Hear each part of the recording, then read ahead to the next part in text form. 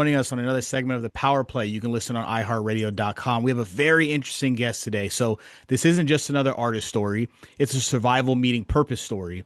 Today we're sitting down with Official Dynasty, who went from rising talent to battling kidney failure, 24 surgeries, and fighting his way back.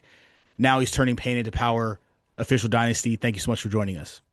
Thanks for having me, man. It's a privilege and it's a blessing to be on your platform. Thank you for having me.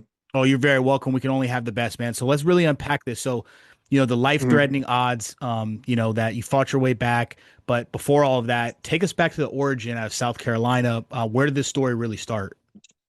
It started well actually while I was in the military. Like the crazy thing was like I didn't know I was sick until it was just like literally when I had 3 days to live, like when I got to the hospital and whatnot. But being born in South Carolina coming up, I never had any problems with being sick. It just really was a freak accident. Like what I have is in less than 1% of Americans and less than one half of 1% of Black Americans. So it's just one of those things where life just like I'm about to pick you, and you got to figure it out type of thing, man. So it's just something, man, that you can't really make up, man, if I wanted to.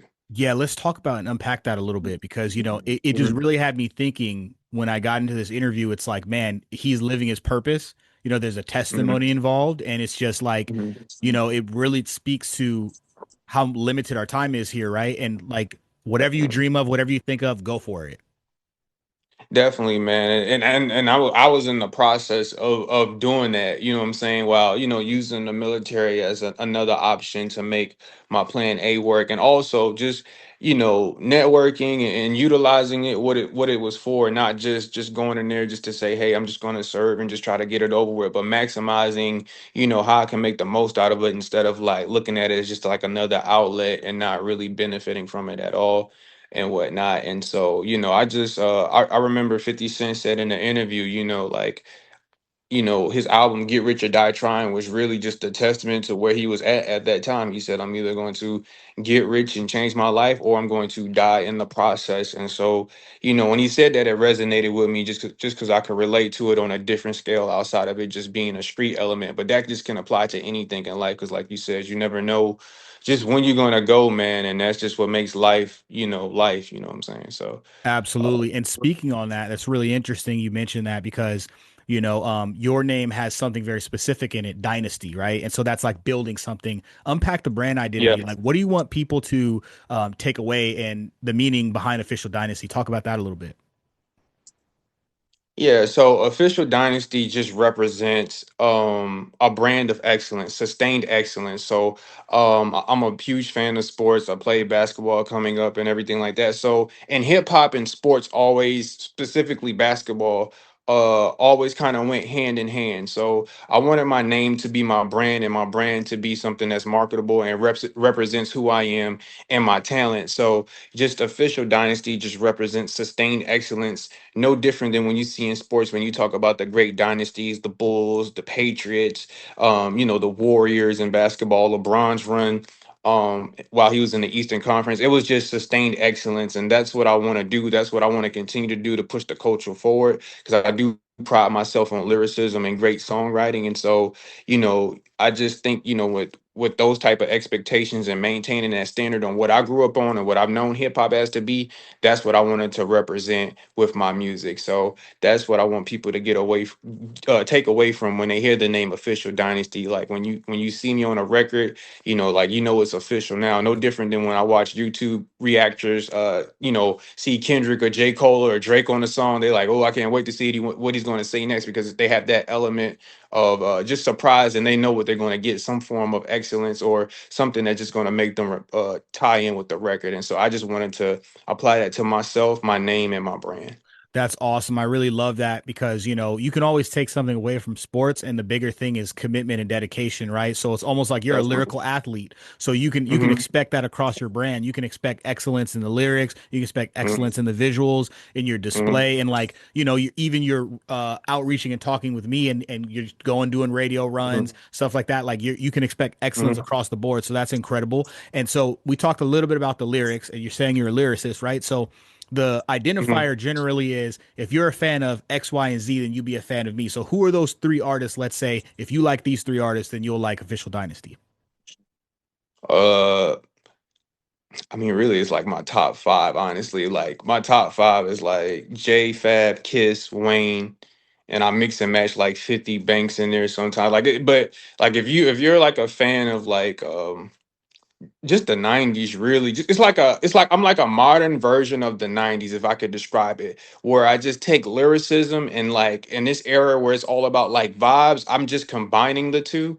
And I'm inspired by my favorite rappers like Fab, Jada Kiss, Mace, Jay-Z, Lil Wayne. Like just it's just kind of that nostalgia, kind of like that early 2000s type of rap, but just more modernized. So if you know, if you're a fan of like that mixtape, that Piff era, I'm just taking that what we grew up on and then just putting it over either a freestyle or whether I'm making my own original record. And so, you know, those are like the artists that like inspire me, if I could like piece it all together and put it all together. So Nice. And so let's talk a little bit about the work ethic. I like those other mhm, artists as well. So let's talk about the mhm, discipline and the work ethic that it takes to become successful. Now, it's really interesting and unique that you have a military background. Thank you for your service. mhm. I'm very So, familiar. My father's a veteran. My brother's a veteran. My grandfather's a veteran.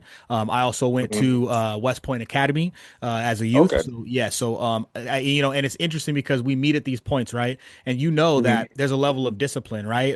In mhm, your company and like how you mhm, knock down drills, down to polishing your shoes, shining your medals, mhm, like you know what I mean, creasing your pants, like right. So how mhm. talk about that level of discipline that you got from the military and how it helped you organize your music career and start to get some kind of trajectory. Talk about that as a power play for the listeners. Definitely. So it started back in basic training, like as you know, I was in the Air Force, so they, you know, my MTI, she used to say, because I had a female and a male MTI, but I remember her specifically saying that exceeding the standard is the standard. So I've just always taken that and applied it to my music. Like hip hop is the standard. So as a new face, and you know, for the people that set the bar, those pioneers, the artists that came before me, they set a standard. So if they're passing that torch the same way they do in any other genre, the same way they would do, you know, as a samurai or in karate or anything like that, when they're passing that torch, your job is to exceed that standard, to keep the tradition and to keep the culture going, not treat this as just like a lick or a hustle. Like I get it, everybody wants to get their mom, retire their mom, get them out of a situation or overcome it, but there needs to be a standard. And that's why I also feel like the term rapper has kind of lost its value, because you know, at one point in time when you thought of a rapper, you thought of somebody being signed or more so established, somebody that you saw on TV. Not that it's not that it's a bad or a good thing, but now it's just like everybody's trying to do it, and I just feel like it's diminished the value because not everybody sees it as the art form that it is and whatnot, and takes the craft serious. It's just like I'm gonna make a 2 minute song, find a catchy beat, rap over it, and see if I can change my life with it, and use the algorithm to do it instead of, you know, like you said, you have to put the work in, be dedicated and disciplined. And sometimes it happens. Everybody's journey is unique. Don't get me wrong, and I don't want to sound like a hater or anything like that. But like you said, for people that are, you know, in tune with the craft and are dedicated and are blessed, you know, blessed with this thing, you know, with the gift to do it, I just feel like that's what it takes. You have to kind of go back and, you know, cross eyes, dot your T's and everything like that, and just, you know, perfect your craft. Especially with me, it's I can hear a song one way and go back and want to do it different, because I know I don't want to put out something that my favorite artist wouldn't put out, and I don't want to do people like that who are receiving my music or in tune with it and are keeping up, because it's hard to keep people's attention nowadays. So you have to maintain discipline. You have to, you know, understand when you're in the booth and you really got time to play, you have to get it right. Plus it costs. So, you know, that's the approach that I take with this thing, man. I take it very seriously. I love what I do, so it doesn't feel like work, because I actually want to continue to get better. I never want to get complacent nor put myself in a box. And so, you know, you just have to have discipline, and you gotta want it more than the next person, and you gotta believe in yourself too. That's the most important thing, especially when you know in your mind you got it and you don't really need confirmation from other people because it'll speak for itself. I think that's where all that stuff comes into play. So I just took that motto of, exceeding the standard is the standard, and not necessarily have to be perfect every time, but just making sure that you gave your fans and people who support you your everything, and you don't take no shortcuts and half-ass, what it is that you're trying to do, especially when we're trying to preserve this culture of what we call hip hop in this so-called decline right now. So, Man, I love that. It's, there's some mantras for myself, right? So like proper preparation prevents poor mhm, performance. Early is yeah, on time's late, late's never acceptable. It's kind of like a mantra for yourself, mhm, right? And so you live by that motto, and then you exceed expectations, right? So you exceed that mhm, the standard, right? And that's the power play for the listeners, that if you do things that are average, that's the result you're gonna get, right? So you got to go above and exactly. beyond. You got to go, you got to go to that conference, or that a music business conference 30 minutes to an hour early, right? Because you don't know who you're going to bump into. Mhm, You got to exceed the regular standard, and you got to do above and beyond to get above and beyond results. So I love that. So let's take us back to 2020, right? So when everything mhm, changed for you, what was going yeah, through your mind when you got that diagnosis? What was going through your mind? That must have been crazy. Talk about that. yeah. It happened so fast, Magic Man. Like, one, I just was like, I was just trying to collect myself in the moment, because it's just like, you don't really just wake up and prepare for like somebody telling you got 3 days to live, and you don't know if you're gonna like make it.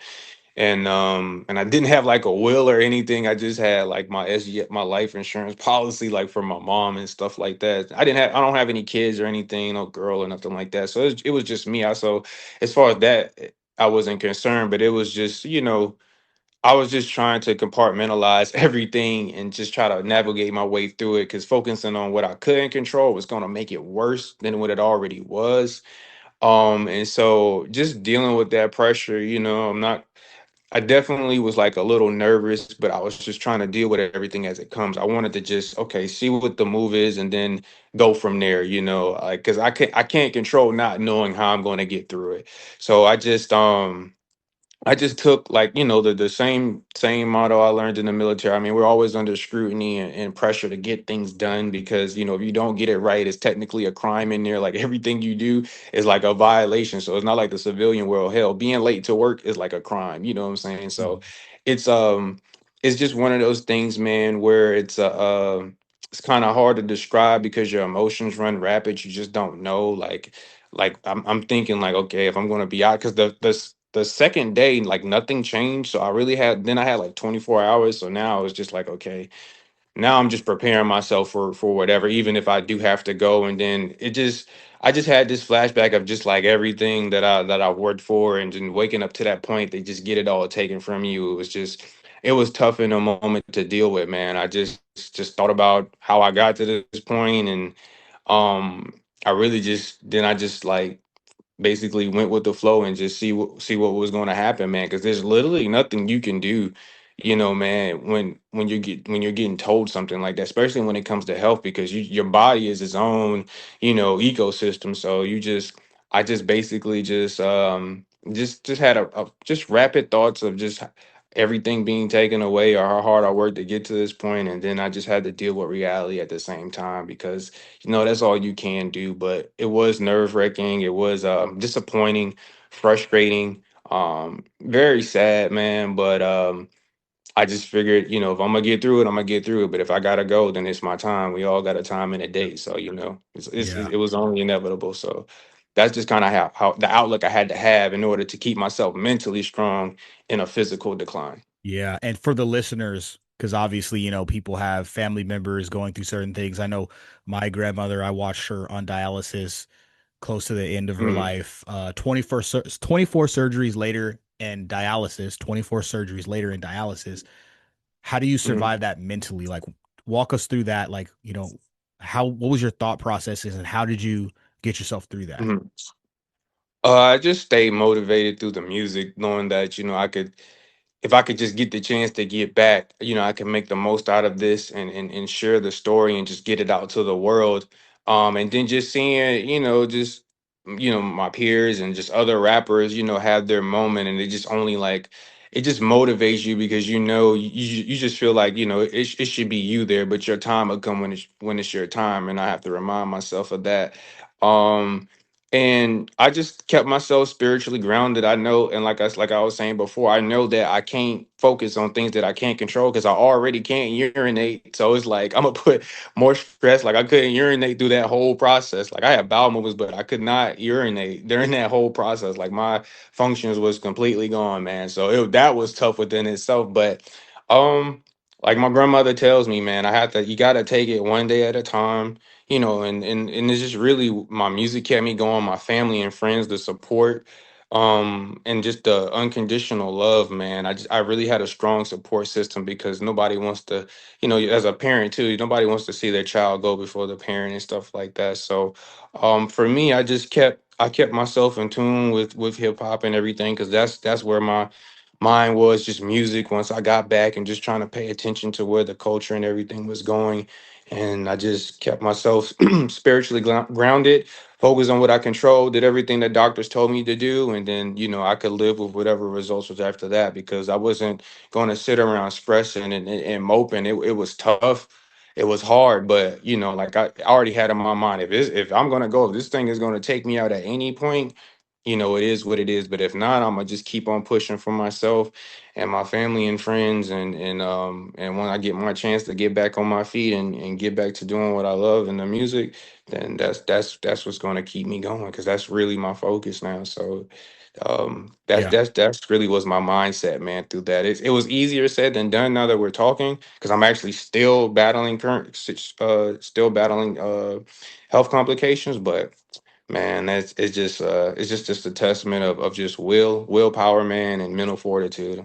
That's right, man. It's an incredible story, and it deserves a testimony, right, for anyone else struggling and going through that. And so, obviously, Mhm. some of that I imagine would live in your music.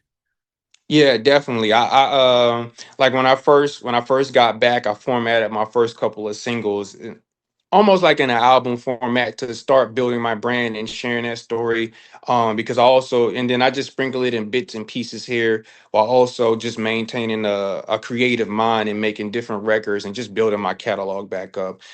So it's definitely in the music. Like I said, my first song was called Still Here, Major Comeback. I got a song called Lucky Me and things like that to kind of set it off because it's not going to be preachy or a type of thing, but it is relatable. It's still a vibe, you know what I'm saying? So I wanted to make a connection through the music, but not preach to people, but just make it relatable to understand that, hey, I have a story. I'm going to share this with you, and whatever you're going through, I hope that my music can inspire you or help you get through it as well, without just preaching and talking about, losing organs and stuff like that. But it's still direct in my approach and my story. But I just wanted to format it really, like I said, into a vibe because that's what this era of music is really right now, but still maintain my lyrical prowess and tell it in a way that most people can get it, receive it, and embrace me as an artist and just also as a human being too, because I'm still a person outside of just the name Yeah. official.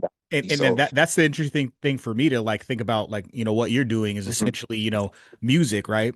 It's a mhm, celebration of life. People go in the club and they want to celebrate life, right? But your mhm, music also is celebrating life. And we're definitely. yes, and so we're Mhm, multi-dimensional people. So there's a category in where this fits, and so why not embrace it, right? So mhm. as an independent artist, what's your favorite part about being an independent artist and why? The favorite part, man, is really the grind, and then I just love and the whole process of it, man. Like just from recording, locking in with the engineer, creating a product, and then seeing people's reaction and how they receive it is just like kind of the best feeling in the world, especially when it's strangers, people who don't know you, and it just does, just something to my spirit and drive that just keep me going because it's like you're seeing it in real time, like, hey, you have it, you just have to stay persistent and consistent with it, on top of fighting the algorithm and people paying to play, because when you pay to play, it just overshadow, it just takes away from the whole meaning of just trying to grind and get there. But that's really my favorite part, man, and just being almost just a service to the people, man. I just love putting out music, creating it, and getting feedback, whether good or bad. It's just the whole process and the grind for me because I really truly enjoy the craft. I enjoy music. I love to perform. I love doing interviews, press runs, and just allowing myself to be seen by the people, and they're getting both sides, the artist and the my personality. The least part of my favorite part of my least part about favorite part about the music business and just being an independent artist is the hypocrisy and the just the politics involved with it, man. I don't like the fact that people get out here, they have a podcast, and they could be a former exec, a former person that worked at a label or something, and they say all these things about what artists need to do, and then you go see the artist that they go pick, knowing damn well that they probably either paid just to get them promoted and they really don't rock with it, and then they go and then they just they put this artist on, but then on the other hand, they'll go on another platform and just say, hey, well, I feel like the game is in a decline because of this. Hip hop sales are in decline because of that. But at the same time, you're promoting these artists who don't really care about it. They don't care about how they do interviews. They don't care about the craft. I'm just going to put out music, whatever sticks. I'm going to just put it in the algorithm and then hope that it blows. And so I just think the hypocrisy is crazy because, people want to talk about the decline, but nobody wants to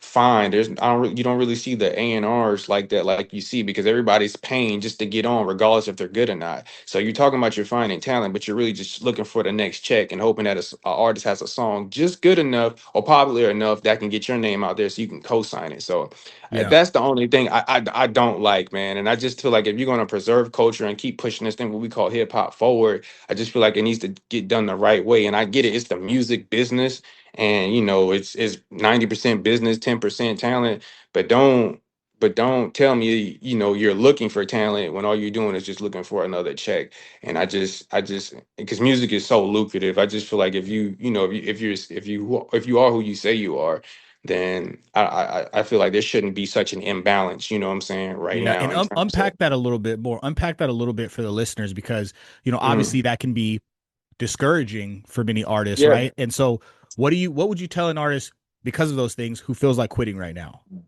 um you gotta, like I said, first you gotta know what you have. You gotta know what your lane is, and you also gotta just somehow make yourself marketable enough to that you have these people come to you. So you gotta understand that you gotta know what your lane is. You gotta understand how to market yourself. You gotta run ads. You gotta create the content. Just do the little things first, and then invest in it behind.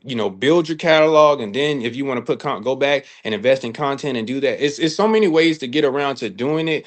The thing is, you're going to have to build it on your own, and you're going to have to pay and find the right people to get you visible. And when I say the right people, I'm talking about people that can market your music, like a name like Jens the Guru, somebody that's experienced, somebody that has proof, somebody that's not going to just take your money and then sell you and tell you I'm running a campaign for you and you're getting a million bots and it's not organic. No, you just gotta find these people. You gotta do the work. Like I said, everybody wants to be an artist till it's time to be an artist. Like it's going to take work. But if you believe in yourself enough and you have people that believe in it, then I feel like that alone should keep you going because you have it. It's just a matter of networking, researching, and making sure that you do your part because you're gonna have to stay consistent to compete with this algorithm. And like I said, on top of people who are paying to get on platforms who probably aren't nearly as good as you, but cash rules everything around us. So that's just what you're up against. But I feel like at the end of the day, talent